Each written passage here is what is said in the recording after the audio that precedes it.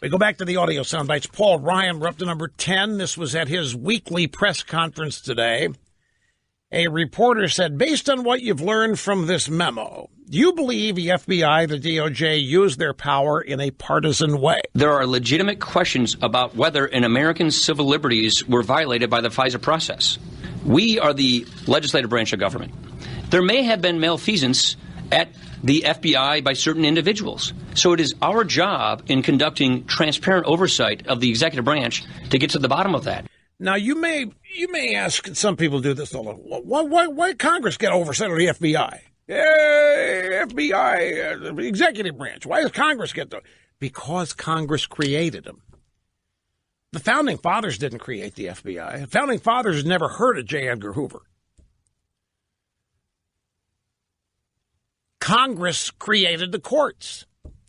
Congress created the various federal districts in which reside the federal courts.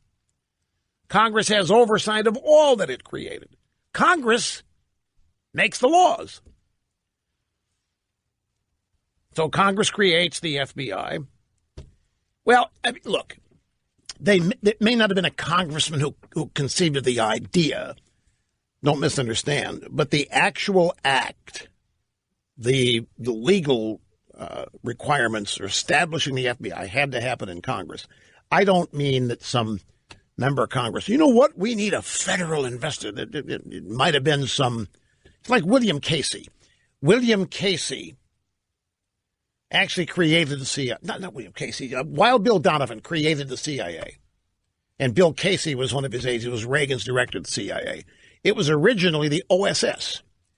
And it got organized in World War II. And there were no limits. I mean, there were no rules. These guys couldn't break rules back then because there weren't any. It was the formative days of what was to become the CIA.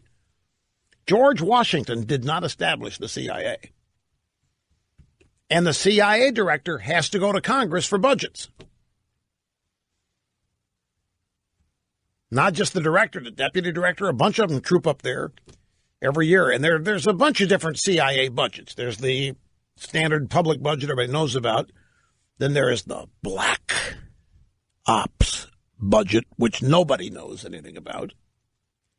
And then there are all the companies the CIA owns, like Screw You Airlines and whatever.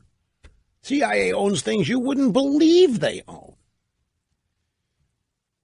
But Congress has oversight, but they've certainly got budget authorization. Here's Trey Gowdy. Trey Gowdy is on Fox and Friends this morning. He's been all over TV recently talking about the memo, and he's got an interesting way of telling us what's in it without divulging, without violating any rules requiring that nobody talk about it. Steve Ducey said, some Democrats are saying that what Republicans are doing with this memo is trying to diminish Mueller and his investigation. My Democrat colleagues didn't want us to find this information. They did everything they could to keep us from finding this information. It'll be embarrassing to Adam Schiff once people realize the extent to which he went to keep them from learning any of this. So that would be the embarrassment. Going to court to help Fusion GPS so we can't find out that they paid for the dossier and that they were working for the DNC, that's a pretty big step to go to court to try to keep the American people from learning something. So look, if it were up to Adam Schiff, you wouldn't know about Hillary Clinton's email. You wouldn't know about the server. You wouldn't know who paid for the dossier. If it were up to him, we wouldn't know any of it.